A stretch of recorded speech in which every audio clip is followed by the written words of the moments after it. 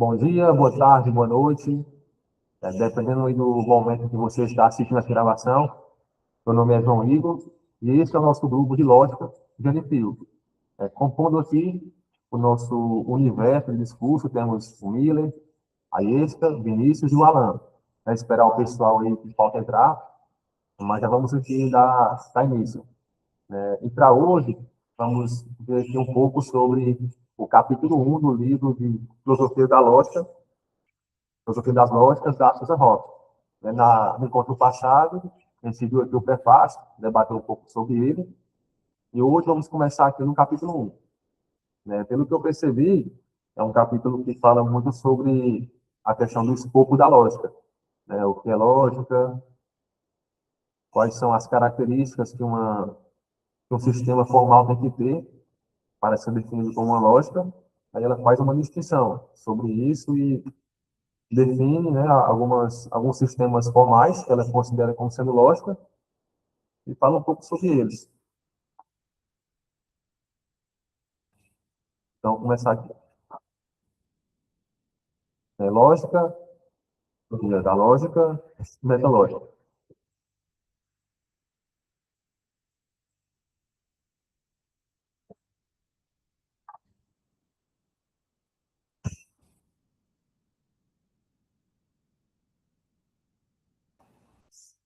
A tarefa da filosofia da lógica, como eu entendo, é a de investigar os problemas filosóficos levantados pela lógica, assim como a tarefa da filosofia da ciência é investigar os problemas filosóficos levantados pela ciência.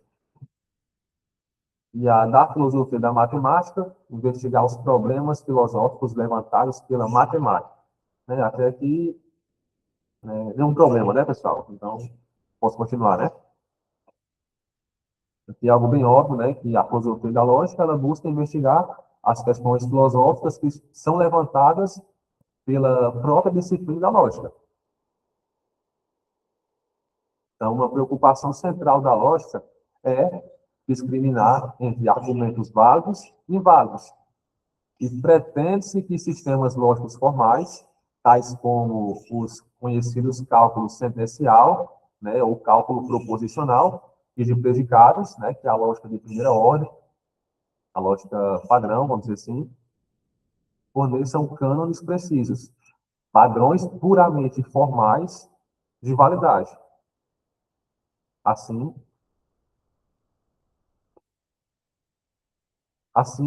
entre as questões caracteristicamente filosóficas levantadas pelo empreendimento da lógica, estão as seguintes. Então, aqui ela vai já trazer algumas questões filosóficas que estão relacionadas com a filosofia da lógica. O que significa dizer que um argumento é válido? O que significa dizer que um enunciado se segue de outro? Ou que um enunciado é logicamente verdadeiro? A validade deve ser explicada relativamente a algum sistema formal? Ou há uma ideia extra-sistemática que os sistemas formais procuram representar? O que tem a ver o sentido vago com ser um bom argumento? Como sistemas lógicos formais ajudam a avaliar argumentos informais? Argumentos informais, para quem não está familiarizado, são os argumentos da linguagem natural. Por exemplo, português, inglês. Qual é a similaridade, por exemplo, entre o E, do português, e o E, que é a construção da lógica? E o que se deveria pensar que P e Q representam? Há uma lógica formal correta?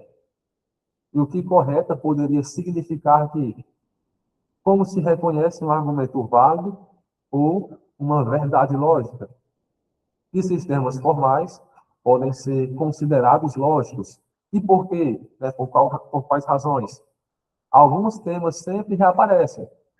A preocupação com o âmbito e os objetivos da lógica, as relações entre lógica formal e argumento informal, e as relações entre diferentes sistemas formais. Então, aqui nesse parágrafo, ela traz algumas questões, alguns problemas que estão relacionados com a filosofia da lógica. E fica só mudando.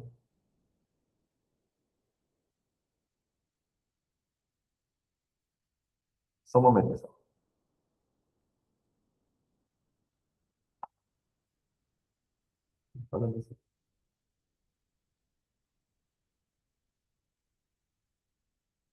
Só um instante, pessoal, só arrumar aqui.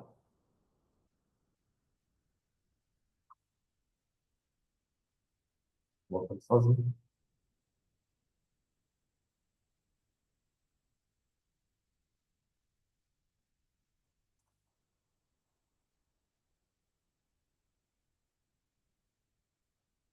Outra parte.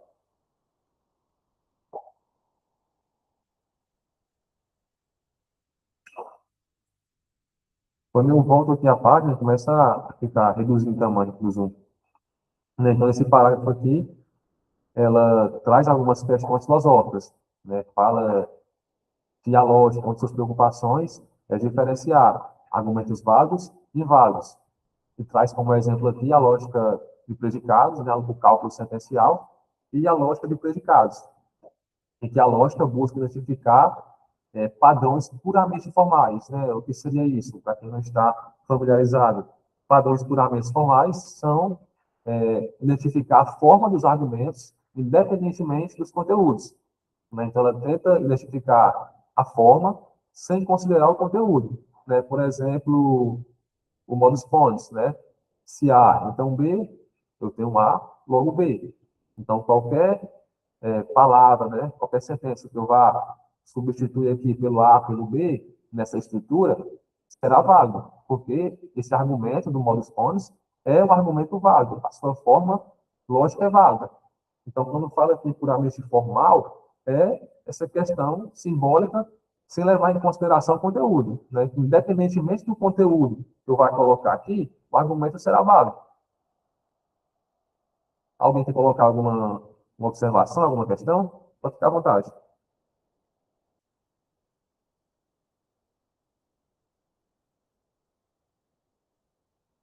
Alguma dúvida? Né, todo mundo aqui já tem assim, experiência com lógica, né? Eu sei que a Alice tem, eu acho que o Alan também, talvez o Miller, eu não sei o Vinícius e o Rafael, que são novos aqui no grupo. Então, professor, eu não tenho tanta experiência assim, mas eu gosto do assunto, né? Me interessa, é um elemento mais diletante, assim, mas eu tenho buscado estudar sozinho, né? Então, eu comprei o livro do professor César Mortari, comprei também aquele livro do professor Stan Baronet, aquele Lógica, uma introdução voltada às ciências, né? Um livro mais, mais rápido, digamos assim, esse aqui, né? Introdução voltada às ciências. Esse do Douglas Walton também, lógica informal também, né? Enfim, minha compreensão sobre o tema, né? Ela é do professor César Mortari também. Ela e a da professora Susan Heck, né? E, então, assim, eu gosto da temática, me interesso pelo tema, mas não sou formalmente um estudante de filosofia, né? Não sou graduado em filosofia. Assim, é meio informal o meu conhecimento, ele é mais por interesse mesmo, mas fora isso, é um tema novo para mim.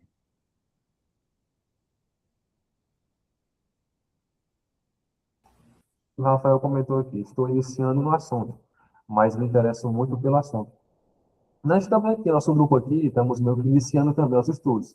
Nós temos aqui um conhecimento um pouco elementar, né? Conhecemos um pouquinho do cálculo de primeira ordem, né? A lógica de predicados, proposicional, mas todo mundo aqui, eu acredito assim, que está iniciando os estudos, né? De fato. Eu também estou tentando me aprofundar um pouco. Né? Esse ano eu quero me aprofundar bastante. E a ideia do nosso grupo é exatamente essa, né? Aprofundar, entender as questões filosóficas que estão cercando a lógica, né, em torno da lógica, aprender de fato a fase lógica. Então, pouco a pouco, a gente vai aqui, né, evoluindo, trazendo livros cada vez mais elaborados. No próximo livro, a gente pode pegar algum livro para realmente lógica, para resolver algumas questões, né, sobre lógica, aprender mais a usar os métodos formais. Então, pouco a pouco, a gente vai aqui junto evoluindo. Vamos evoluir aqui juntos. É isso que eu falo, o Mortari é referência, né? O Mortari é muito bom. Também já li o Mortari, né? Já li o Desidério Múcio também. Atualmente eu estou lendo aqui um livro do Boulos, né? Computação e Lógica, é um pouco mais intermediário, né? é aquele branquinho, né? Computabilidade de lógica. Isso, é. Meu Ah, eu livro. tenho esse livro também. É bem Só que eu nunca dei complicado.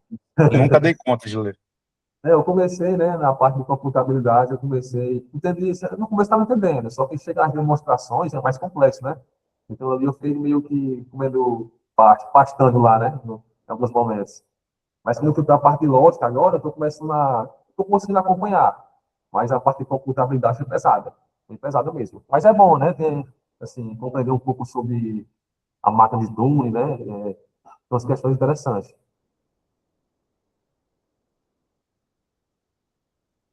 Falar mais alguma coisa, alguém? Vamos seguir aqui.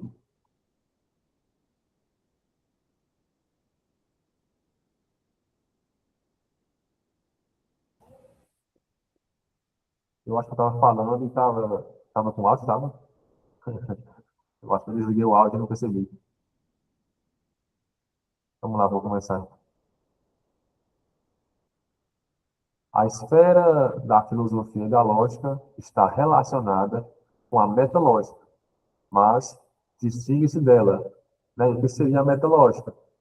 A metalógica é o estudo das propriedades formais dos sistemas lógicos formais. Ela inclui, por exemplo, provas ou refutações de sua consistência, né? O que seria a consistência na metalógica?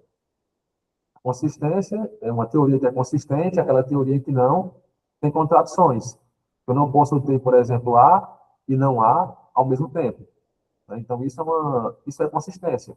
É quando uma teoria ou um conjunto de fórmulas, vamos dizer assim, da lógica, ela não possui simultaneamente A e não A. Então, nesse caso, esse sistema ele é consistente, né? Ou esse conjunto de fórmulas é consistente. A completude seria que o sistema formal é capaz de deduzir todas as suas fórmulas que são válidas. Ela é completa. E a decidibilidade é a capacidade de, vamos dizer assim, de decidir.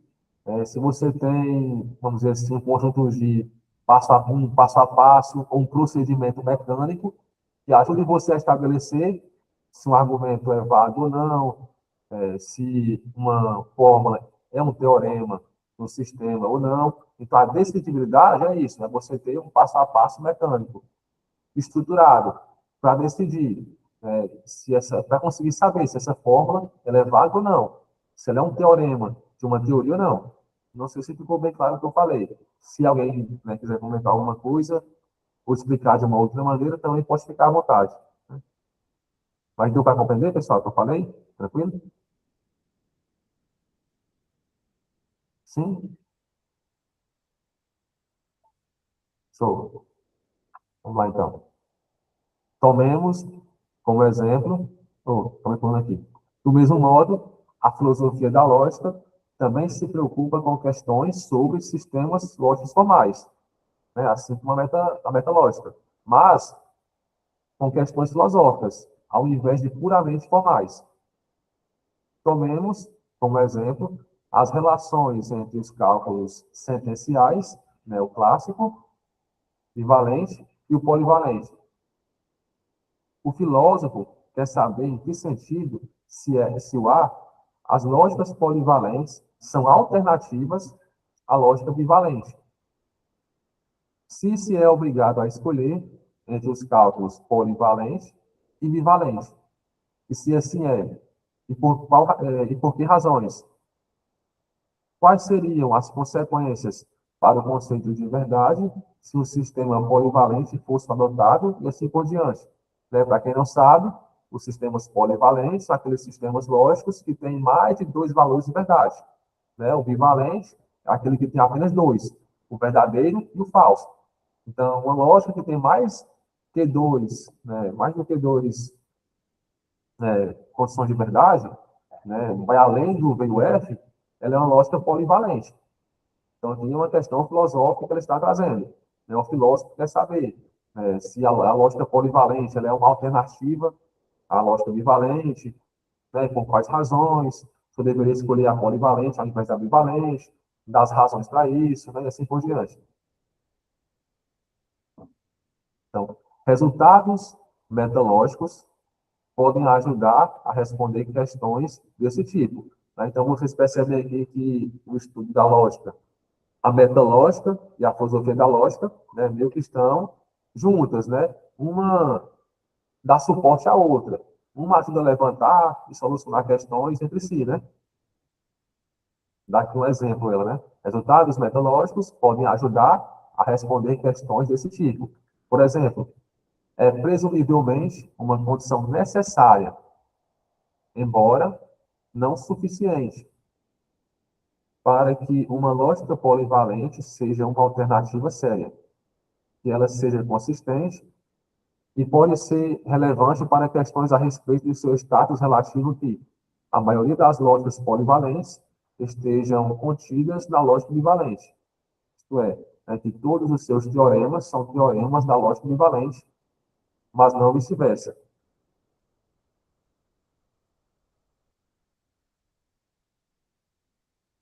Uma condição necessária, fala aqui, né?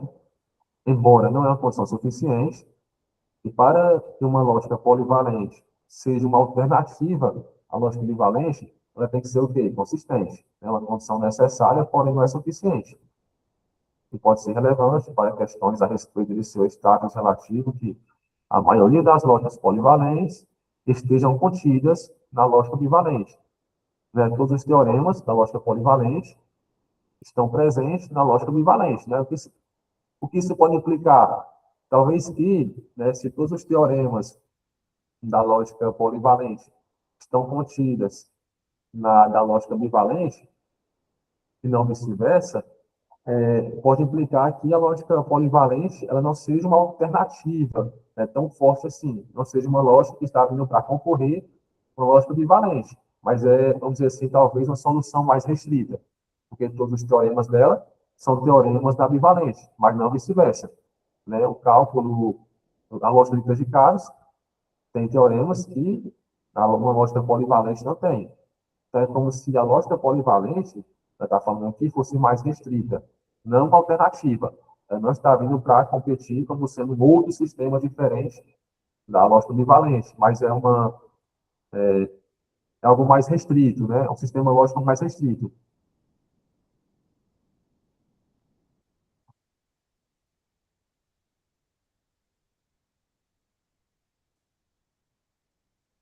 Uma segunda diferença é que a filosofia da lógica não se ocupa inteiramente com questões sobre as lógicas formais,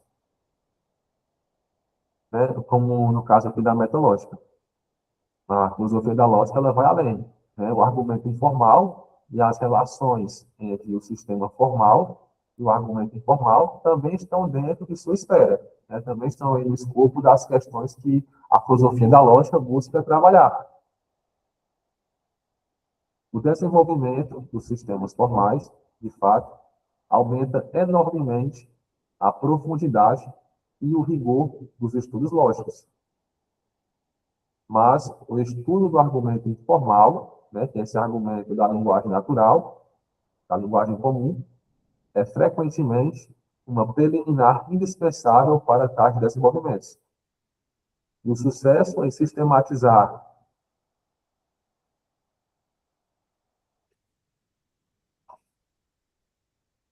Eu parei aqui mal, pessoal.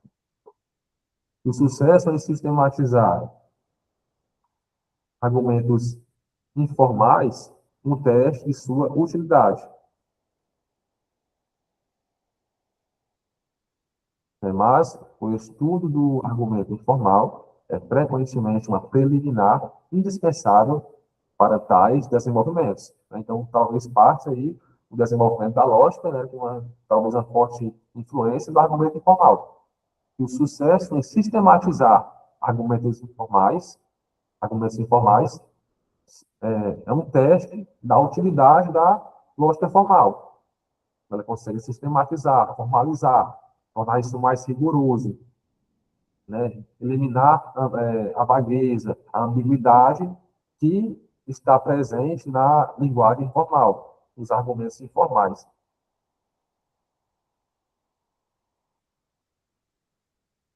É pertinente dizer que Frege, um dos pioneiros da lógica formal moderna, né, o xodó da Iesca, o Frege, foi levado a desenvolver seu Brexit, porque precisava de um meio menos ambíguo e menos incômodo que o alemão, né, a linguagem natural, para fornecer provas aritméticas devidamente rigorosas.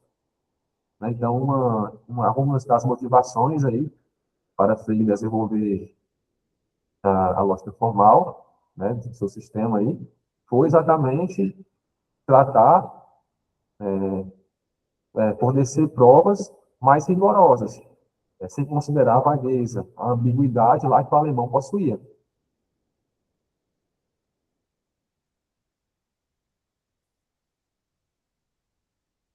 Comentar alguma coisa além daqui?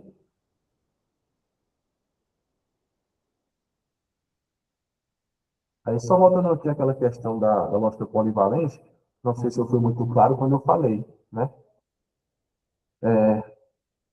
Quando está aqui, esse parágrafo, está sugerindo que o resultado metodológico, como, né, todos os teoremas da lógica polivalente são também teoremas da lógica clássica, é relevante para avaliar o que essa lógica realmente representa. É, por isso, pode indicar que a lógica polivalente já não está oferecendo uma, nova, uma nova noção de validade lógica, mas apenas impondo critérios mais rigorosos para aceitar um teorema. Por isso, ela diz que tal resultado ele é relevante para discutir o status relativo entre as duas lógicas, né? A lógica polivalente e ambivalente. Né? Em resumo, o que ela está falando aqui é o seguinte: uma lógica polivalente séria ela deve ser consistente. E a metateoria, né, a metalógica, ela pode mostrar que, se ela realmente difere da lógica clássica, né, ela pode mostrar isso. Se todos os seus teoremas já são teoremas da lógica clássica, então sua intenção de substituir a lógica clássica fica filosoficamente menos forte. Nesse caso, ela pode ser vista mais como uma restrição da lógica clássica do que como sendo uma rival genuína para ela, né? Um sistema alternativo de lógica. É mais um sistema mais fechado, né? Mais restrito. Então, essa observação ela acaba se encaixando no projeto aqui da Susan Rock, né, no seu livro, e ela procura avaliar quando uma lógica alternativa ela é uma verdadeira concorrente da lógica clássica e quando essa lógica ela é apenas uma reformulação ou uma especialização da lógica clássica. Tranquilo, pessoal? Falei muito e confundi demais?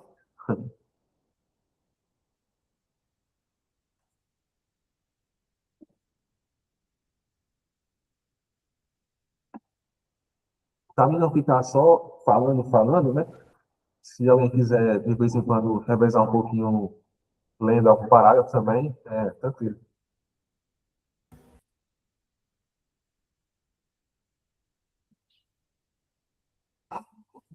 Penso que, penso que se deve preferir a expressão filosofia da lógica. Penso que se deve preferir a expressão filosofia da lógica, a lógica filosófica, que tende a transmitir a desafortunada impressão de que há uma forma peculiar, filosófica, de fazer lógica, né? Como se tivesse uma forma apenas filosófica de fazer lógica, em vez de que há problemas caracteristicamente filosóficos sobre a lógica. Noto que, ao contrário de lógica filosófica, ciência filosófica e matemática filosófica nunca ganharam uso corrente. Meus exemplos já mostraram, contudo, que o interesse filosófico se liga ao fato de que não existe apenas uma lógica formal, mas uma pluralidade delas. Né? Existem várias lógicas formais. E, assim, filosofia das lógicas, espero, é ainda melhor, né, do que usar a filosofia da lógica, porque não existe apenas, segundo a Susan Rock aqui, um único sistema lógico, mas existe uma pluralidade. A gente vai ver que ela vai já delimitar aqui o âmbito da lógica. Temos lógica modal, a lógica temporal, lógica epistêmica, né, e por aí vai. E ela vai fazer aqui a distinção entre lógica alternativa, naquelas lógicas, a lógica tradicional. A gente pode já ver isso aqui.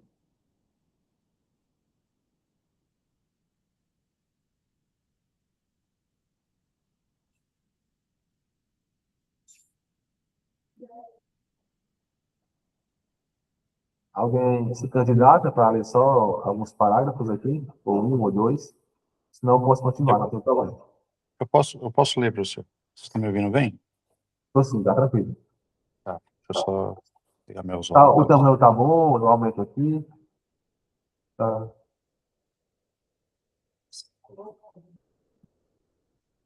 Eita. Tá. Estão me ouvindo bem? Tô sim, tá tranquilo. Ah. O âmbito da lógica. Entre os problemas da filosofia da ciência estão questões sobre o âmbito da ciência. Que domínios de conhecimento ou conhecimento devem ser considerados ciências? Por exemplo, a alquimia ou a astrologia, ou a sociologia ou a psicologia devem ser consideradas ciências genuínas? E que razões poderiam ser dadas para incluir ou excluir um dado domínio de investigação? De maneira similar, entre os problemas de filosofia da lógica estão questões sobre o âmbito da lógica e, portanto, sobre o âmbito da filosofia da lógica. O que é uma lógica? Que sistemas formais são sistemas de lógica? E o que assim os faz? Né? Então, aqui ela já faz então uma analogia, né, com a filosofia da ciência e a filosofia da lógica, para poder entender um pouco melhor, né, para poder ficar mais clara essa explicação. Né? Então, o âmbito da lógica, né, o que ela quer dizer com isso?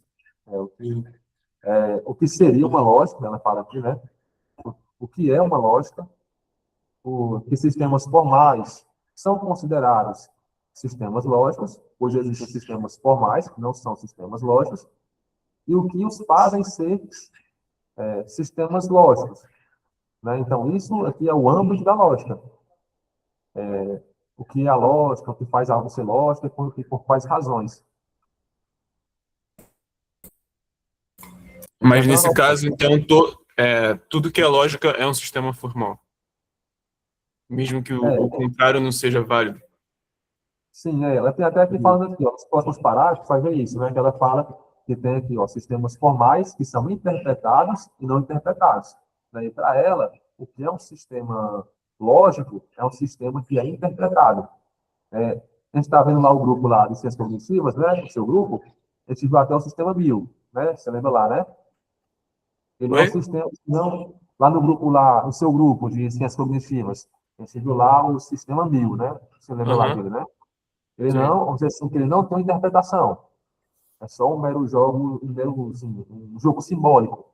Né? Sim. Então, ele não é um sistema lógico, para Susan Roth. É apenas um sistema formal que manuseia símbolos arbitrários, vamos dizer assim, né? Aham, entendi. Entendi. Para ela aqui, para ser um sistema lógico, tem que ter uma interpretação. Né? Tem que ter um isomorfismo, né, para uma questão, vamos dizer assim, da realidade, né, que a gente viu lá no grupo. Tanto que na lógica de predicados, você tem alguns símbolos especiais, né? Os conectivos lógicos, a conjunção, disjunção, o cientão, a quantificação, o existencial, universal, tudo isso é interpretação. É exatamente isso que faz esse sistema ser um sistema lógico para Sousa Roth. Pelo menos foi isso que eu entendi aqui na minha leitura. Não, sim, sim, faz sentido, eu entendi.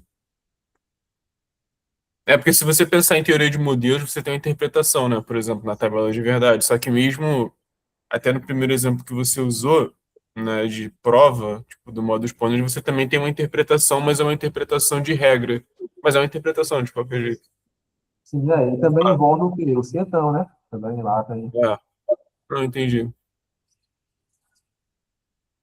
Tem só nota aqui, ó. Espero que a importância de questões como esta se torne cada vez mais patente no decorrer do livro.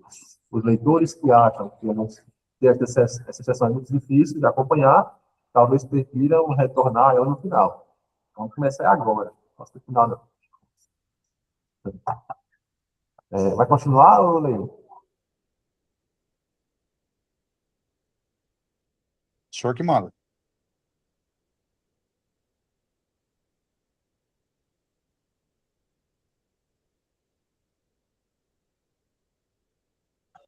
Tá mutado, você tá falando mutado. Desculpa, a gente parou aqui, ó. Como tem que conversar em alguma parte. Já, então. Quer que eu continue, professor? Pode ser. Então tá. Como tenho que começar de alguma parte, vou tomar vou tomar por suposta a ideia intuitiva de que é um sistema formal. Contudo, vou indicar que classe de sistemas formais tenho em mente quando falo de lógicas formais. Aí a gente Desde vai começar a discussão aqui, né? Que o Alan começou, né? O que ela considera como um sistema formal ou não. Desculpa interromper. que é isso? Desde o início, é importante distinguir entre sistemas formais interpretados e não interpretados. Não interpretados, um sistema formal é apenas uma coleção de marcas e não pode, portanto, ser identificado como uma lógica formal, uma vez que, digamos, uma formalização de uma lógica, de uma teoria matemática ou física. Penso que a apreensão de um sistema formal de ser uma lógica depende de ele possuir uma interpretação de acordo com a qual se possa entender que ele almeja reunir cânones de argumento válido. Considero, por exemplo, as lógicas polivalentes como lógicas porque elas possuem interpretações segundo as quais seus valores são valores de verdade, suas variáveis, sentenças, seus operadores, negação, conjunção, etc. Elas possuem também outras interpretações, por exemplo, em termos de circuitos elétricos.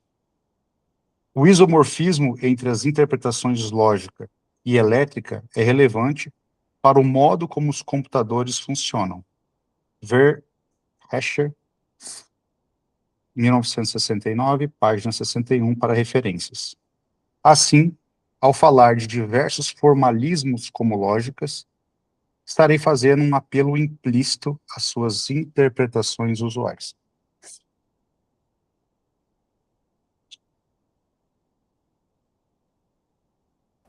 Então, aqui tem esse ponto, né, que a gente debateu agora, que o Alan perguntou. O que seria um sistema formal? Para ela, aqui é um sistema que pode ser interpretado. Senão seria apenas um mero jogo de símbolos, né, um mero jogo simbólico. Ela dá aqui o exemplo da lógica polivalente, né, de suas interpretações, né, valores de verdade, das variáveis, sentenças. Então, aqui ela fala assim, ao falar de diversos formalismos, como lógicas, estarei fazendo um apelo implícito às suas interpretações visuais. Então, se o sistema formal tem uma interpretação aqui, ela está dando o benefício da dúvida e está considerando ela como sendo uma lógica, né? Até que se prove o contrário. Comentar alguma coisa? Alguém? Ou esse parágrafo já ficou claro? Não, eu só fiquei em dúvida nessa parte que ela falou.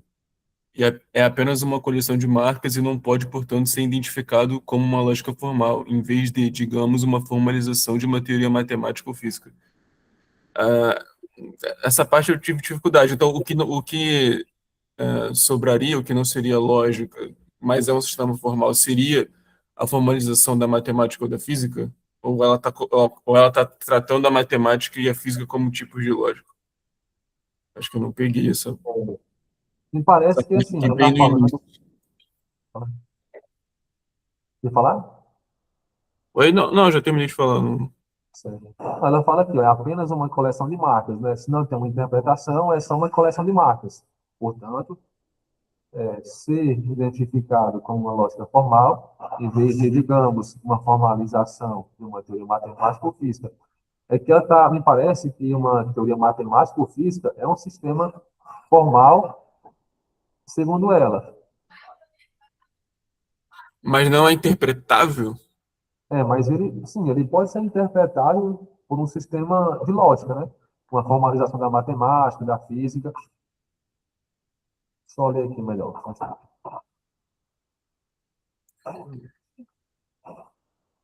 Só voltar aqui um pouquinho. Desde, desde o início, é importante diferenciar entre sistemas formais interpretados e não interpretados. Não interpretado, um sistema formal é apenas uma coleção de marcas E não pode, portanto, ser identificado como uma lógica formal, né? Que não é uma lógica formal. Em vez de, digamos, uma formalização de uma teoria matemática ou física, né? Então, parece que já está comparando, né? Esse sistema que apenas manipula símbolos com um sistema da matemática e da física. E a lógica também é interpretável, então. Você pode, com Diferente, a, porque ela também falou depois de tabela de verdade. Quer dizer, valores de verdade. Eu não sei se a matemática e a física são interpretados em sentido de valor de verdade, eu acho. Não sei, mas essa parte parece estar meio truncada para mim, de entender. Assim. porque assim, com a lógica formal, né, de primeira ordem, você consegue formalizar a matemática com a física. É. Talvez mais na frente ela fale mais um pouquinho sobre isso e Uhum. pense mais claro.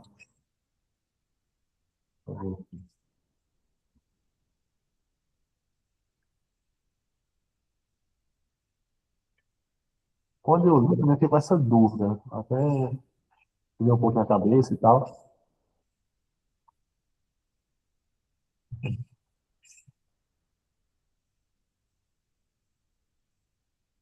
Mas me parece que sim, ela considera como sendo um sistema por esse parágrafo, né? Talvez mais na frente fique mais claro.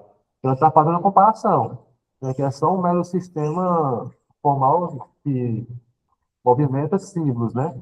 E a matemática e a física não. Ela tem interpretações. Então me parece que acaba sendo incluído, né? Ou talvez mais na frente ela faça essa distinção.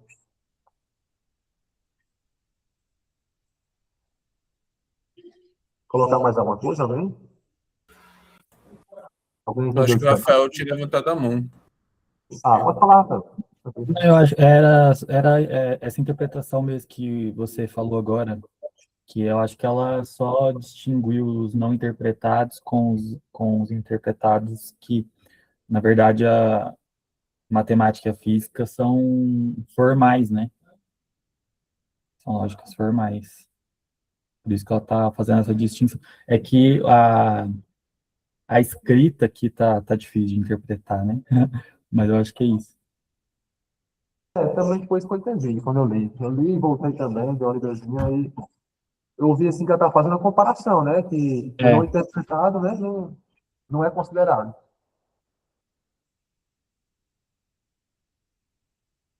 Podemos continuar, então? Mais alguém? O Mira e a Isca?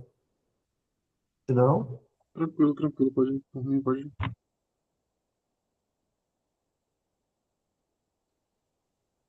Professor, eu só tive uma dúvida aqui nessa parte final aqui, que eu não entendi.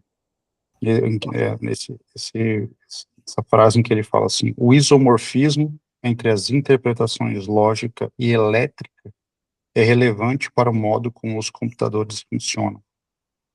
Isso quer dizer que ele estabelece uma relação de igualdade entre interpretação lógica e um possível funcionamento elétrico computável, é como isso? se, assim, pelo que eu entendi, é como se essa interpretação lógica, ela meio que explicasse essa parte da realidade, né? Essa questão elétrica, que é relevante para os computadores, né? Como eles funcionam.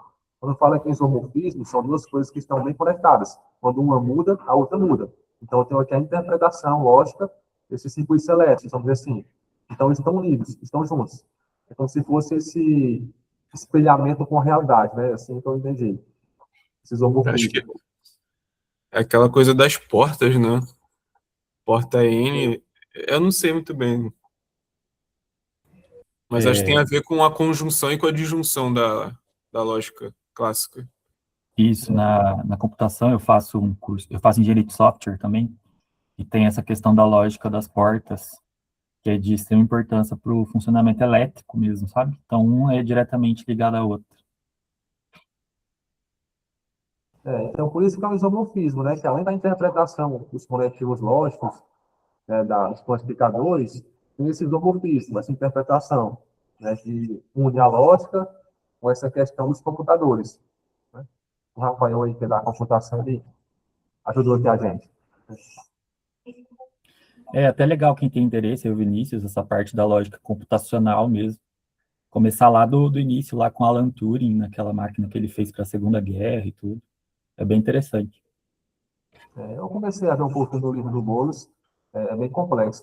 Até tem também, cara, uma série de vídeos lá no canal do Ad Infinito, que o Edgar ele tem uma série de vídeos, acho que são 6 vídeos, que fala sobre máquina de Turing. Quando eu li o livro aqui do Boulos, eu fiquei com algumas dúvidas e algumas demonstrações. Eu fui lá no canal lá deles e exatamente eles tratavam dessas mesmas questões que tinham lá no livro, de questão da parada, né? Da função de Turing, né? Que diz que se uma função é efetivamente computável, então ela é Turing computável. Então, e se ela é Turing computável, aí tudo que aquilo que é Turing computável também é efetivamente computável. Então, se uma função não pode ser computada por uma máquina de Turing, então ela não pode ser computada por nenhuma outra máquina, né? A tese do teste Turing. É bem interessante lá o canal deles. Tem uma série de vídeos bem legais. Como é que chama o canal do professor? É Ad Infinito. Ad Infinito. Eles postam vídeos sobre fundamentos da matemática, lógica, verdade, todas as questões assim também relacionadas com a lógica e fundamentos. É bem interessante lá o canal deles. Tem o Edgar lá e tem um outro professor, que eu esqueci o nome dele. São 2 professores lá. Eu até mandei por essa semana, na passada, né, um link que tem 2 disciplinas de pós-graduação do Edgar. Seminário de Lógica e Tópicos de Lógica. O Edgar apresenta, é muito bom. Estou assistindo também. De pouco a pouco eu vou vendo um videozinho, uma aula. Muito bom. E não precisa de falar de professor, não. Pode chamar de Igor mesmo. Aqui todo mundo está no pé de igualdade aqui, vamos dizer assim. Todo mundo está aprendendo junto.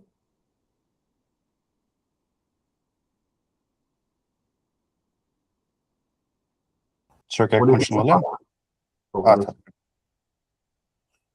Se alguém mais quiser ler também, tá? Pode ficar à vontade e ler. Vou ler aqui esse parágrafo. Ao decidir quais formalismos considerar lógicos, adotei, por ora, a política tolerante de conceder o benefício de qualquer dúvida, embora depois eu vá prestar alguma atenção a argumentos sobre os motivos pelos quais sistemas que incluir devam ser excluídos. Nesse debate, ela inclui aqui os sistemas formais como sendo lógicas, mas tem essa questão de alguns autores que trazem argumentos para tentar mostrar que esses sistemas aqui que ela vai incluir como sendo lógicas não deveriam ser lógicas. Uma razão para essa política é que ela diminui o perigo de rejeitar um sistema formal como não realmente uma lógica, quando se deveria perguntar seriamente se ele é um sistema bom ou útil. Temo, por exemplo, que Quine tenha sucumbido a esse perigo, ao excluir o cálculo de predicados de segunda ordem, por achar que ele se compromete com uma ontologia de objetos abstratos e intencionais, né, que são as propriedades. Então, ela está dando aqui esse benefício da dúvida, para não cair em erro, né, em que alguns filósofos caíram. Para citar aqui o Quine. E para o Quine, a única lógica verdadeira seria a lógica clássica, né, a lógica de predicados com igualdade. As demais não deveriam ser consideradas lógicas. Até o cálculo de predicado de segunda ordem, né, que é uma extensão, dizer assim, do cálculo de predicados. O cálculo de predicados de primeira ordem quantifica sobre indivíduos, né, e o de segunda ordem quantifica sobre propriedades. Então, tem como você dizer, para toda propriedade, né, e tal, existe uma constante e tal, que está relacionada com essa propriedade. Então, ela quantifica sobre propriedades. A lógica de primeira ordem, não, sobre indivíduos.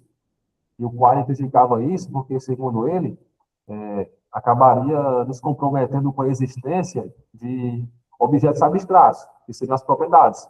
Então, eu digo assim, existe uma propriedade P, né, que seria vermelho. É como se eu estivesse falando que essa propriedade é uma existência, né, por si só, né?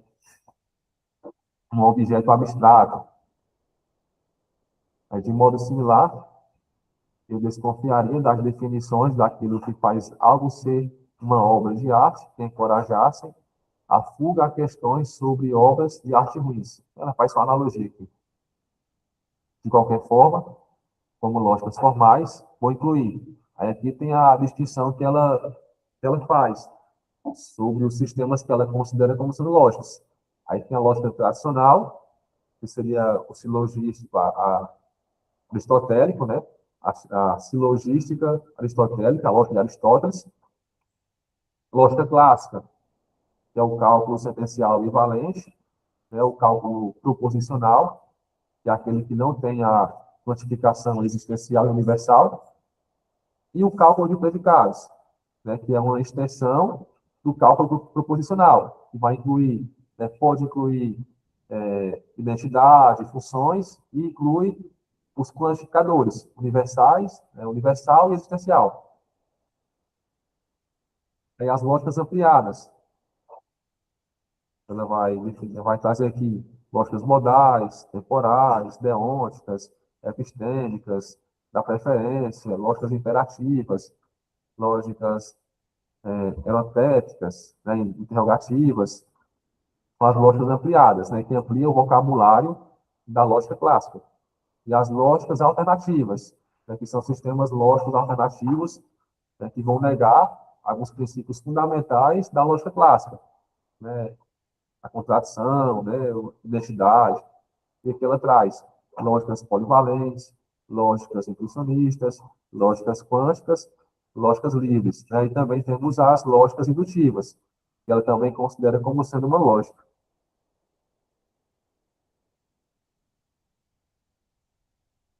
Um comentário, pessoal? Ou ficou tranquilo aqui? Então, ela dá o benefício da dúvida para aquilo que é lógico ou não. Então, como a gente viu para ela, o sistema que é lógico é aquele sistema que tem uma interpretação.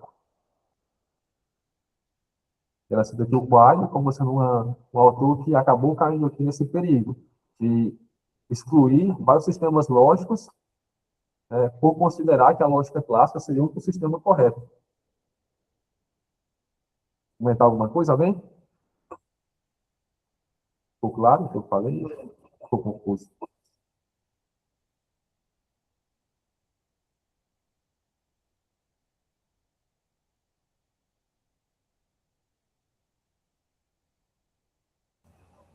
Cada parágrafo, né, traz assim, várias questões, várias reflexões.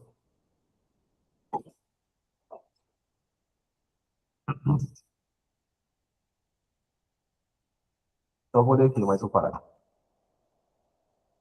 A intenção é distinguir entre lógicas formais e sistemas de aritmética ou geometria, digamos, ou axiomatizações da biologia, da física e assim por diante.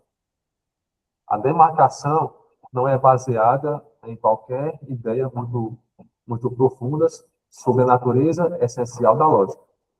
De fato, duvido que haja tal natureza essencial. Que ele acaba negando o essencialismo. Mas ela não é inteiramente arbitrária. Ela corresponde razoavelmente bem, espero, àquilo que os autores de filosofia da lógica costumam ter em mente quando falam de lógicas, e ela tem, pelo menos, a seguinte base racional pragmática. Né? O que ela está falando aqui? Né? Que ela precisa distinguir, né, lógicas de outros sistemas formais. Então ela fala, não acredito que exista uma essência da lógica capaz de fazer isso. Ou seja, ela suspeita que não exista uma propriedade única presente em todas as lógicas e somente nelas, né? Uma propriedade profunda e única que define o que é uma lógica. Então aqui ela acaba negando um essencialismo. Não existe uma propriedade que vai definir uma propriedade única que vai definir o que é uma lógica. Mas ela também não acha que essa distinção seja arbitrária. A sua classificação aqui procura acompanhar o modo como os filósofos e lógicos efetivamente usam a palavra lógica. Justificativa prática é que as lógicas tratam de estruturas muito gerais de diferentes raciocínios, né? Enquanto disciplinas como aritmética, geometria ou física tratam de domínios mais específicos, né? Pelo menos assim foi essa ideia que eu acabei tendo. Então, esse trecho aqui é característico dessa postura da Rosa ao longo do livro. Ela evita tanto o dogmatismo, né, que só existe uma lógica verdadeira, evita o relativismo, né, que qualquer sistema formal é uma lógica, tentando encontrar aqui critérios moderados, né, para discutir esse pluralismo lógico, né, essas várias lógicas que existem. Então, um parágrafo assim curto, né, mas que parece trazer muitas coisas. Nega o essencialismo, não é algo arbitrário.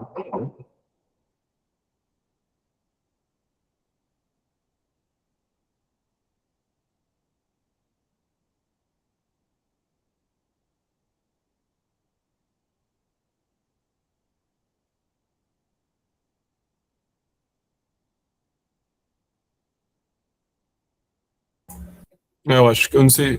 Tá mudo? Não sei se tá falando. Acho que você tá falando, eu não tô Ah, ouvindo. que eu tenho mudado esse trecho. Eu fico parando de falar e mudo, aí esqueço de voltar e mudar. Mas como eu falei antes, estava ligado, sabe? Quando eu comentei que o Não, deu, parágrafo. deu para entender. Deu para entender. Então, aqueles sistemas formais que são conhecidos como a lógica padrão ou clássica, e que se ensinam em cursos de lógica formal e elementar, devem seguramente ser consideradas lógicas, se algo deve assim ser considerado. Deve estar falando da lógica de predicados, né? A lógica estandarte, que se ensina nos cursos de filosofia, matemática. Parece, pois, apropriado admitir também como lógicas aqueles sistemas formais que são análogos aos primeiros, né? Que são parecidos com a lógica clássica. Entre tais sistemas análogos, incluo extensões da lógica clássica, isto é, sistemas que acrescentam novo vocabulário lógico, traz aqui os exemplos, né, necessariamente e possivelmente nas lógicas modais, era o caso que, e será o caso que, nas lógicas temporais, deve e pode, nas lógicas deônticas, sabe e acredita, nas lógicas epistêmicas, prefere nas lógicas de preferência, ao lado de novos axiomas ou regras para o novo vocabulário, ou que aplicam operações lógicas conhecidas a novos itens. Sentenças imperativas ou interrogativas.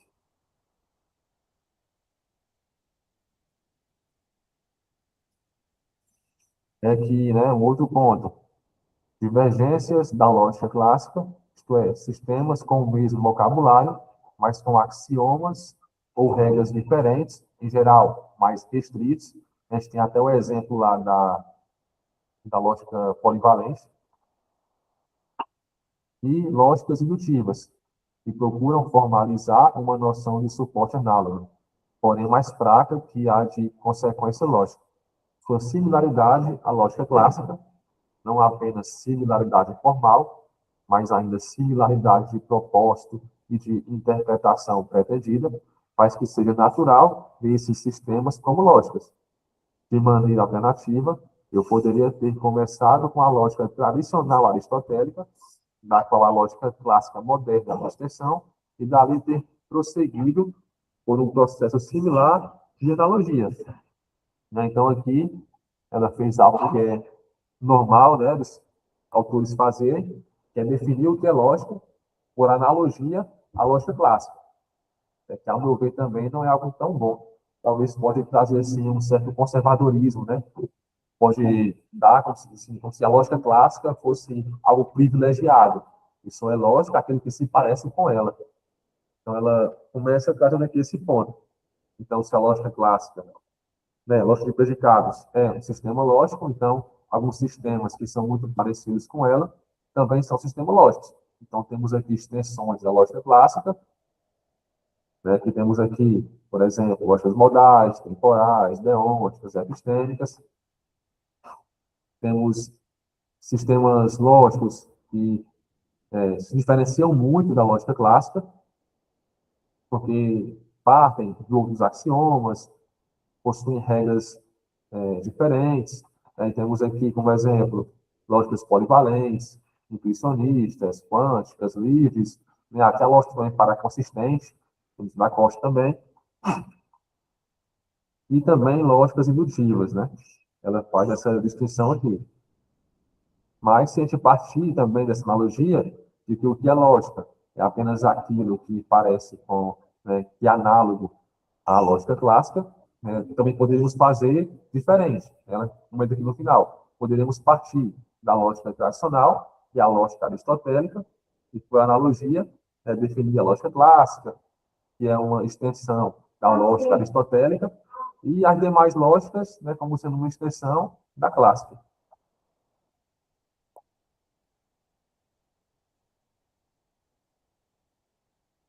Pode ficar à vontade, Rafael. Só uma consideração que eu não sei, que eu, como eu disse, eu sou iniciante no assunto, mas assim, como que se definiria lógica se não partisse de um pressuposto, de um ponto de partida? Que você falou, por exemplo, se define lógica por analogia à lógica clássica, talvez seja um pouco conservador, esteja sendo um pouco conservador e tal. Mas assim, um pouco atrás ela pegou nessa questão, né, de definição de lógica, que é um pouco difícil de se definir lógica, ela não é nem essencialista, e nem arbitrária também. Então, assim, como que ela está definindo lógica, ou como que você definiria, ou como que, eu sei lá, os teóricos definem lógica? Não, aqui ela vai trazer, né, como assunto aqui é o escopo da lógica. Ela vai trazer vários critérios. Vai começar falando aqui dessa questão da analogia. Depois vai trazer alguns dos critérios. Vai ter pessoas que vai definir o que é lógica através da metalógica, como sendo uma teoria que é completa, né, que é consistente. Então ela vai trazer, aqui no decorrer do capítulo, várias formas de definir o que é lógica. Aí ela vai mostrar que nenhuma delas, né, abarca totalmente a questão, que tem problemas. Então, dá para definir, ela vai dizer que, né, vai dar para definir o que é lógica, mas na frente ela vai falar, só que essa fronteira não é bem demarcada, não dá para demarcar com rigor. Pelo menos foi isso que eu entendi aqui nas páginas que eu li. Então, eu acho que nas próximas páginas, né, que ela vai aprofundar isso aqui, vai ficar mais claro.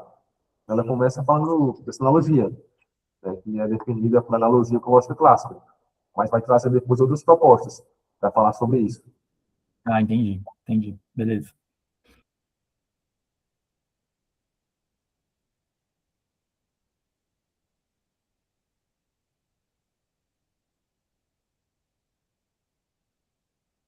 Alguém quer ler essa parte aqui?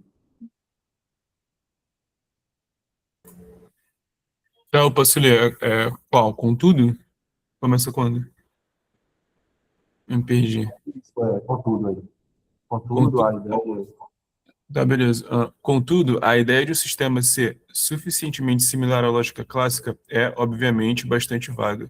E se pode, com razão, querer saber se o âmbito da lógica poderia ser delimitado de alguma forma menos pragmática e mais precisa. Poder-se-ia considerar que a ideia tradicional de que a lógica se ocupa da validade dos argumentos enquanto tais, isto é, sem dizer a respeito do assunto, de que a lógica é, como Riley coloca, claramente neutra a respeito do tema. Isso oferece um princípio com base no qual se pode delimitar o âmbito da lógica. Segundo essa concepção, aqueles sistemas que são aplicáveis ao raciocínio, independentemente de seu assunto, seriam considerados lógicos. Esta é uma ideia com qual simpatizo, embora duvide que ela, de fato, seja apreciavelmente mais precisa que a noção de analogia com a lógica clássica, com a qual iniciei. Em primeiro lugar, o que significa dizer que um sistema formal é aplicável ao raciocínio Peraí, tem uma coisa na frente aqui. Tem como abaixar mais um pouquinho, por favor? Ah, tá bom. Em primeiro lugar, o que significa dizer que o sistema formal é aplicável ao raciocínio sobre tal ou qual assunto? Presumivelmente, pretende-se que seus princípios sejam verdadeiros a respeito de tal raciocínio. Mas o que se entende agora por independente do assunto? Poder-se-ia sugerir que, enquanto os cálculos sequencial e de predicado são indiferentes ao assunto, a aritmética, por exemplo, não é neutra com respeito ao assunto porque ela versa especificamente sobre números. Acho que levanta questões complicadas a respeito de sobre o cálculo de predicados de primeira ordem versa sobre indivíduos, né? Surge-se, além disso, que a lógica se aplica ao raciocínio independentemente de seu assunto, porque ela se ocupa da forma dos argumentos e não do seu conteúdo. Mais uma vez, penso que a ideia ajuda, embora seja ainda impreciso. Como se, como se pode distinguir entre a forma de um argumento e o seu conteúdo? A lógica temporal é aplicável às sentenças com flexão temporal, e a lógica imperativa às sentenças imperativas, e o tempo verbal ou o seu modo de uma sentença poderiam não implausivelmente ser vistos como uma questão de sua forma e não de seu conteúdo. Mas outros casos são menos claros. A ideia de forma necessária, a ideia de forma necessitaria de refinamento para deixar patente que, por exemplo, o fato de uma sentença ser sobre crenças é uma questão de forma, mas o fato de ser sobre números é uma questão de conteúdo.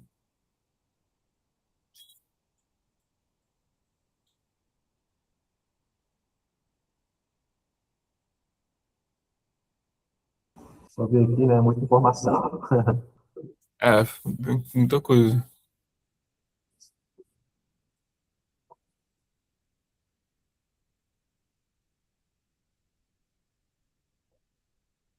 Então, aqui ela traz outra forma, né, de delimitar já o que seria uma lógica. A ideia tradicional de que a lógica se ocupa da validade dos argumentos enquanto tais, isto é, sem dizer respeito a seu assunto. Né? E tem a questão da forma lógica, de que a lógica é, como o Heidegger coloca claramente, neutra a respeito do tema. Oferece um princípio com base no qual se pode delimitar o âmbito da lógica. Segundo essa concepção, aqueles sistemas que são aplicáveis ao raciocínio, independentemente do seu assunto, são considerados lógicas. Então, está falando aqui dessa distinção entre forma e conteúdo, né? Me parece? Sim, sim. Então, para ser considerado lógico aqui, tem que ser um sistema que diz respeito à forma, né, do raciocínio, e não ao conteúdo. Qualquer conteúdo que eu colocasse lá, né, o argumento seria válido. Alguém entendeu de outra forma? Ou foi mais ou menos isso mesmo? Não, eu entendi isso também, aí, mas eu me lembro que eu fiz algumas anotações aí sobre esse parágrafo, mas mais à frente ela vai falar assim, que o conteúdo, ele não é necessariamente indispensável, né? Então aí ela até faz uma correlação entre uma lógica de crenças, né? Você tem sistemas de crenças em que isso é importante, o conteúdo é importante, de uma lógica de números também. Aí ela fala, ela vai trazer assim outros exemplos, né, de que o conteúdo ele influencia a forma, né, influencia a estrutura, né, em você pensa em determinado objeto. De modo, foi isso que eu entendi, de modo que assim o conteúdo não importa, vírgula, pelo não mútil, assim, sabe? O que eu entendi, assim, existem sistemas em que o conteúdo, ele dita a estrutura com a qual você consegue conceber aquele, ou consegue pensar, consegue raciocinar sobre aquele determinado objeto. Eu compreendi. Eu acho que isso aí parece que tá na última frase ali, né, que foi lida, nesse trecho que foi lido agora, na página 31 que ela fala.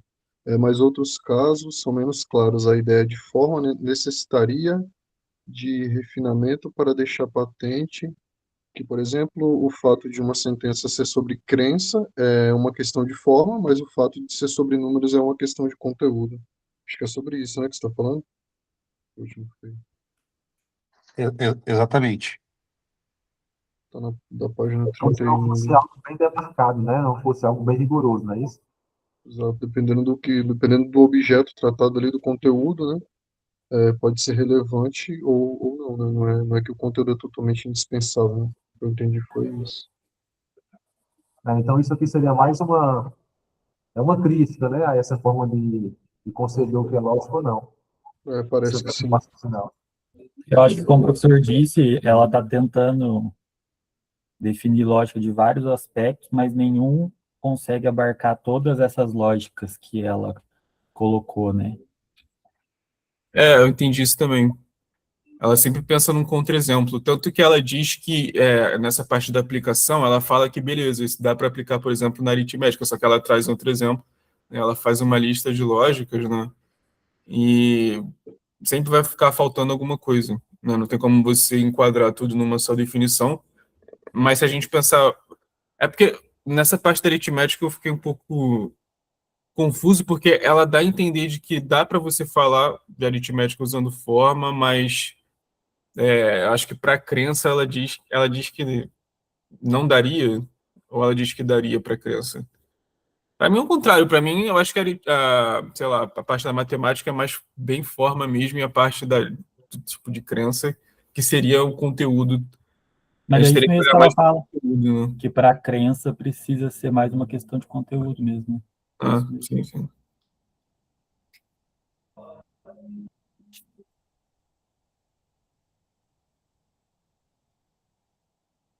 Eu acho que a gente vai conseguir vencer esse imbróglio aí se a gente avançar aí no restante do parágrafo aí, que eu acho que eu também fiquei com essa dúvida aí.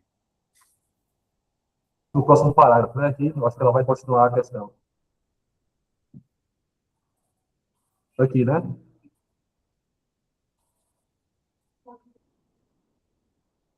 Contudo, a vaguidade da ideia de neutralidade com respeito ao assunto, né? A vaguidade, né? Então, é uma crítica que ela está fazendo essa forma de conceber o que é lógico ou não. Né? Contudo, a vaguidade da ideia de neutralidade com respeito ao assunto e a correlata distinção entre forma e conteúdo não são necessariamente questionáveis. Como eu disse, tenho dúvidas de que a lógica possua um caráter essencial precisamente especificado.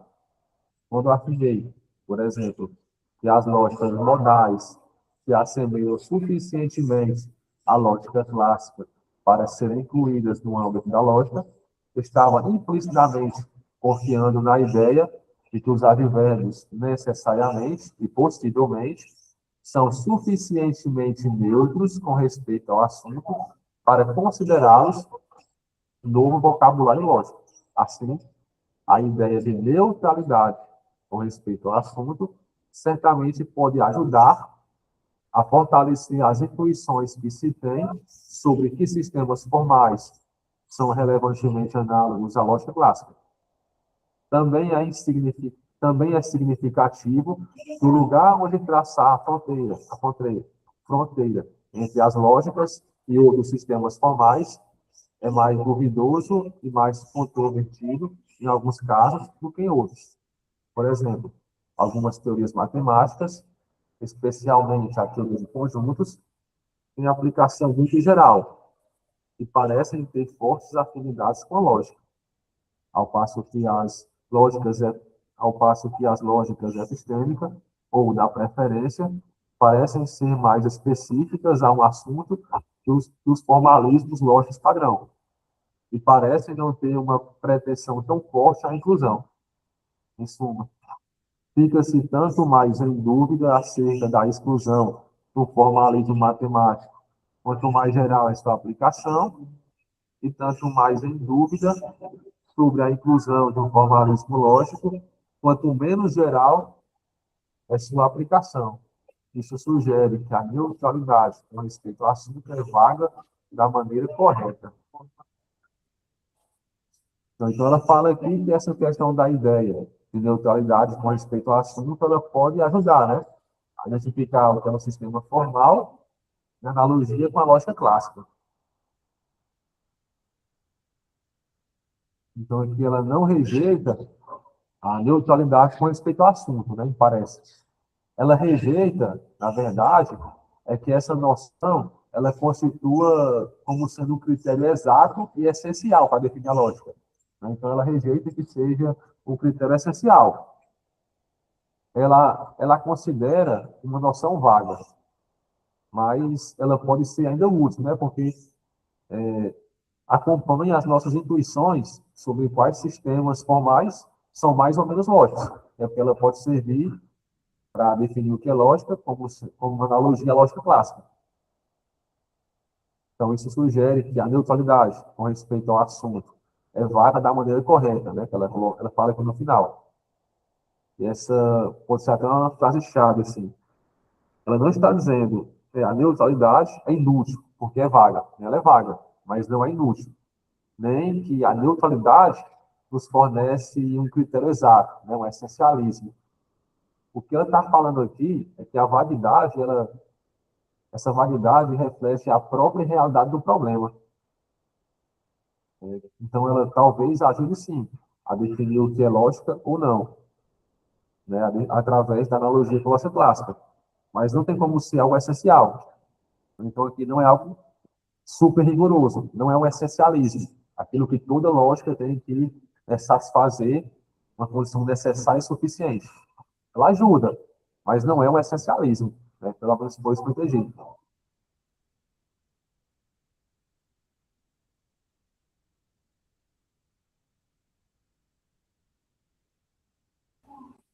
Alguém entendeu diferente ou está muito confuso ainda? Se quiser ler mais uma vez, eu te leio.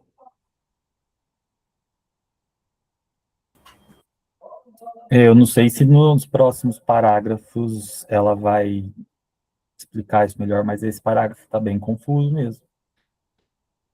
Mas essa questão, da ideia de neutralidade com respeito ao assunto. Ah, tá, entre forma e conteúdo. Daí ela reafirma que ela tem as dúvidas de que a lógica não tem uma essência, né? Que vai ser igual para todas as lógicas. E depois ela fala que também é significativo que o lugar onde traçar a fronteira entre as lógicas e outros sistemas formais é mais duvidoso. Ou seja, ela reafirma de novo que é difícil definir fronteiras entre cada uma dessas várias lógicas que ela colocou. Parece que Para alguns mim, esse casos. parágrafo ela só reafirmou, tô com dúvida em definir, em definir lógica e joga essa bomba de ser alguma coisa. Eu acho, assim, eu entendi uma coisa. Eu acho que quanto mais aplicável, quanto mais geral, você consegue usar outros sistemas formais para explicar a mesma coisa. Ela disse aqui de teoria de conjuntos, né? Quando a aplicabilidade é mais geral, eu acho que a lógica de primeira ordem de predicados que ela tá usando como referência pode ser, pode fazer as mesmas coisas que a teoria de conjuntos. Eu acho que ela disse isso aí depois da parte que você colocou em destaque. Por exemplo, algumas teorias matemáticas, especialmente a teoria de conjuntos, têm aplicação muito geral e parecem ter fortes afinidades, né? Então, essa fronteira, eu acho que o que ela está querendo dizer, eu acho que criticando quem tenta usar essa ideia de neutralidade, é que essa pessoa, ao fazer isso, ela teria que lidar com a situação de que, beleza, a sua definição pode fazer com que a teoria de conjuntos e a lógica possam ser a mesma coisa ou fazer as mesmas coisas.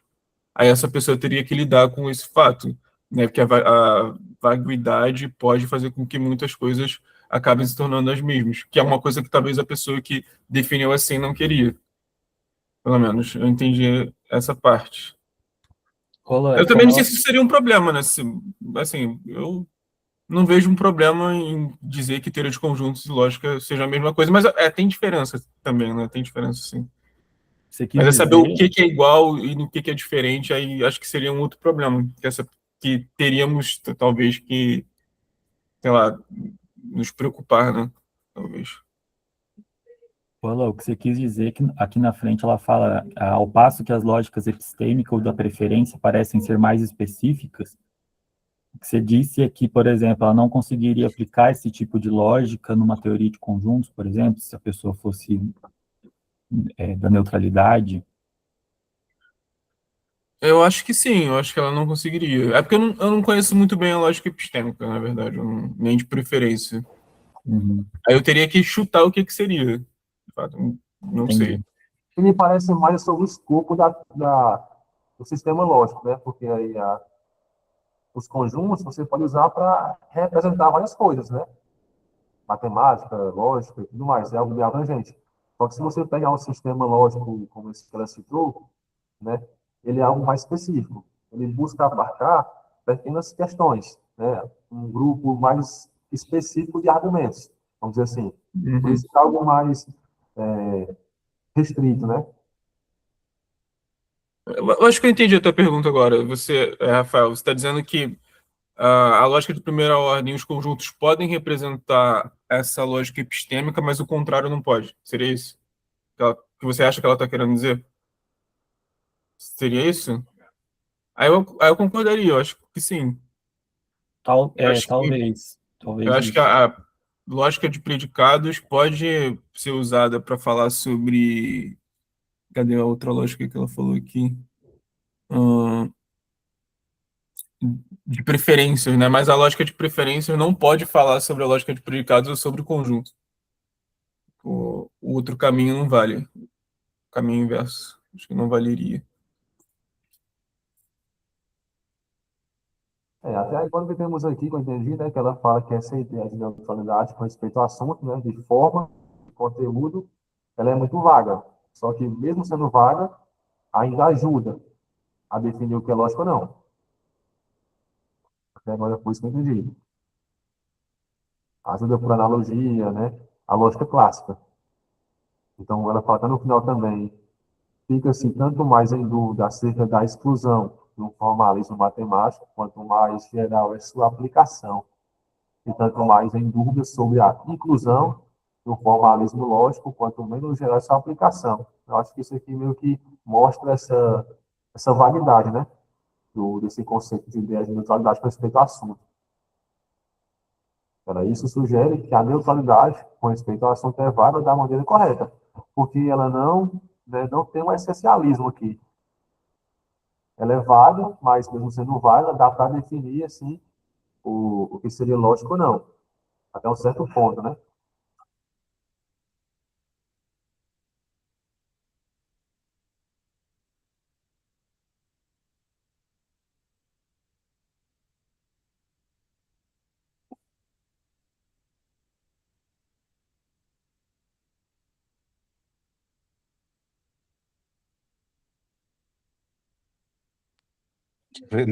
De novo, no próximo parágrafo, ela endereça essa questão aí de maneira mais concreta, assim, dizendo que ela vai dizer nos próximos capítulos justamente sobre esse debate, sobre conteúdo e forma. Mais adiante, tais ideias vão se mostrar importantes. A distinção entre forma e conteúdo será examinada mais de perto quando, no próximo capítulo, eu discutir a tese de que a validade de um argumento depende de sua forma. E a ideia de que a lógica é caracteristicamente neutra com respeito ao assunto será relevante quando, no capítulo 12, eu abordar a questão do monismo versus o pluralismo na lógica. Isto é, se há, por assim dizer, uma lógica correta, ou se cada uma das diferentes lógicas podem ser apropriadas, diferentes lógicas podem ser apropriada a diferentes áreas do discurso. Que ela já encerra esse debate da ideia de neutralidade com respeito ao assunto. Ela vai começar aqui em outra forma, uma forma metodológica de definir o que é lógico ou não. Então, já é 4 horas, a gente pode parar aqui nesse parágrafo. Se a gente comentar alguma coisa, a gente comenta aqui nesse cima aqui, né?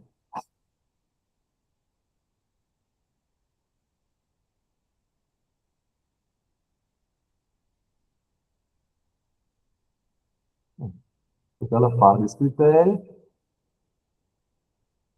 de neutralidade com respeito ao assunto, forma e conteúdo. Até agora o que eu entendi foi só isso mesmo, até que ela fala desse critério, mas fala que ele é vago, né? Ele não é algo muito rígido, né? Ele tem sua vaguidade, mas mesmo assim dá para ser utilizado para definir o que é lógico ou não, sem cair no essencialismo.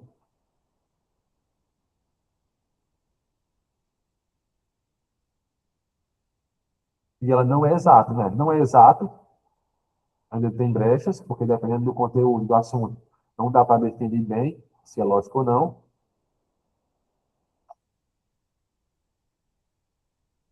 E não é um essencialismo.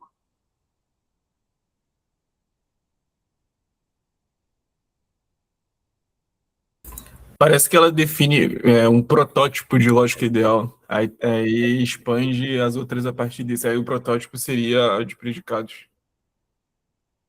Aí É, ela não define verbalmente num conceito o que é lógica, né? Mas ela, tipo, isso aqui é lógica, isso aqui seria o que é? A lógica de predicados. Aí o que deriva disso aqui também é. Eu entendi isso. Eu é já muito acho que ela parecido. tá, eu acho que ela tá tentando definir lógica de vários ângulos, assim, inclusive pela clássica, né, pela de predicado, mas ela sempre fala que isso não é uma essência de todas as lógicas, né? Então, daí ela vem com outras formas de definição, que eu acho que ela vai continuar falando disso aqui no capítulo 1, para tentar, porque que nem a gente falou antes, ela não vai conseguir com uma definição só abarcar todas essas lógicas que ela propôs aqui, né?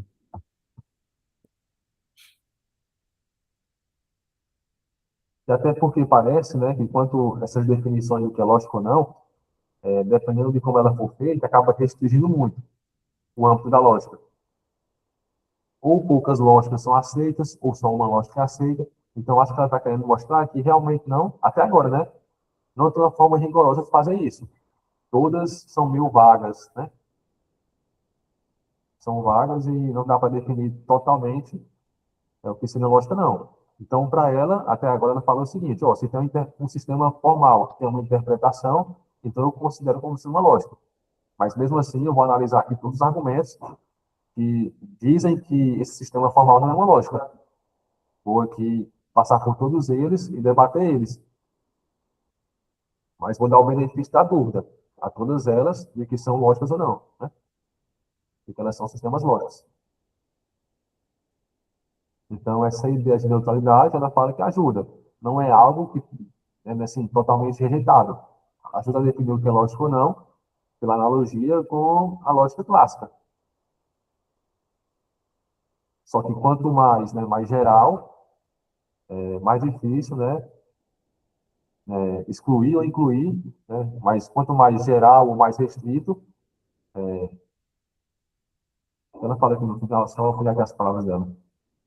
Fica-se tanto mais em dúvida acerca da exclusão de um formalismo matemático, quanto mais geral sua aplicação, tanto mais em dúvida sobre a inclusão de um formalismo lógico, quanto menos geral sua aplicação. Então, isso meio que mostra a vaguidade desse conceito, que não é restrito, não é algo rigoroso. Ajuda, mas não é rigoroso. Isso meio que casa com essa questão dela de que não existe uma essência. Eu acho que é isso que ela está querendo mostrar, né? Não tem uma essência. Algo necessário e suficiente assim, para definir que todas as lógicas têm que ter isso. Tem critérios que ajudam a definir. Mas nenhum é rigoroso o suficiente para definir um essencialismo. Só que, ao mesmo tempo, não é arbitrário, porque eles refletem essa questão pragmática que nós temos. Não é qualquer coisa, né, para se Coisa. definir. Reflete essa questão pragmática, né, de abarcar certos aspectos da realidade, né, a interpretação, essa analogia com a lógica clássica. Então, essa ideia ela se concilia com a ideia do que é lógica para os filósofos, né, para os pensadores, os teóricos. Ela acompanha as nossas intuições, né, sobre quais sistemas formais são mais ou menos lógicos. São critérios que acompanham nossas intuições, mas não são rigorosos, porque são vagos. Eu acho que é esse o ponto que ela quer mostrar, que não dá para definir. Sempre vai ter problema. Todos são, de alguma forma, vagos. uma questão aqui da analogia com a lógica clássica. Não, cadê o ponto? O primeiro ponto que ela tratou. Foi esse mesmo aqui, né? A questão da forma e o conteúdo. Ela traz várias questões. Em primeiro lugar, o que significa dizer que um sistema formal é aplicável ao raciocínio sobre tal ou qual assunto? Presumivelmente, pretende-se que seus princípios sejam verdadeiros a respeito de tal raciocínio. Mas o que se entende agora por independentemente de assunto? Poderia sugerir que, enquanto os cálculos sentencial e de predicados são indiferentes ao assunto, a aritmética, por exemplo, não é neutra com respeito ao assunto, porque ela versa especificamente sobre números. Mas isto levanta questões complicadas a respeito de sobre. O cálculo de predicados de primeira ordem versus subdivíduos. Sugere-se, além disso, que a lógica se aplica ao raciocínio independentemente de seu assunto, porque ela se ocupa da forma dos argumentos e não do seu conteúdo. Mais uma vez, penso que a ideia ajuda, né? Embora seja ainda imprecisa, seja vaga. Como se pode distinguir entre a forma de um argumento e seu conteúdo. Então, aqui mostra que ela traz sempre essa questão de volta. Ajuda, mas é vago, né? Não é algo rigoroso. Então, acho que a questão é exatamente essa. Ela está querendo mostrar que não tem como fazer isso de forma rigorosa, o essencialismo. Mais alguma coisa, pessoal?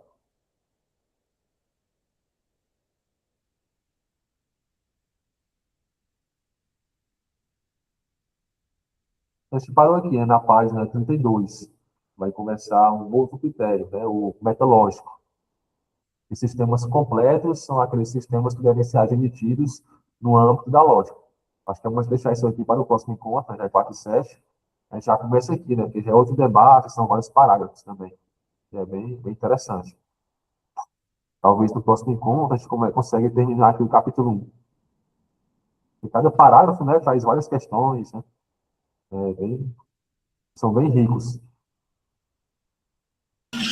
Tem que filosofar lendo mesmo.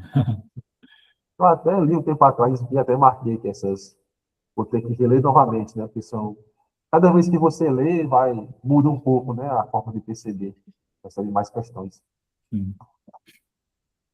Então é isso aí, pessoal. A gente vai parar por aqui. No próximo encontro, a gente paramos aqui na página 32. Então, desde já, muito obrigado a todos que compareceram, né? Sempre é interessante, né? Quanto mais pessoas comparecerem, melhor, porque tem todo esse debate, acaba enriquecendo aqui nosso encontro, né? Sempre surgem questões, uma dúvida que eu possa ter, algum outro colega que talvez perceba de uma outra forma, né? Que vai dar aqui a luz ao problema que está sendo canalizado, né? Então, desde já, muito obrigado. Uma boa semana para todos e daqui a 15 dias nos vemos aqui novamente. Obrigado, professor. Até mais. Tchau, tchau. Valeu, obrigado, abraço. Tchau, tchau. Obrigado, pessoal. Até mais.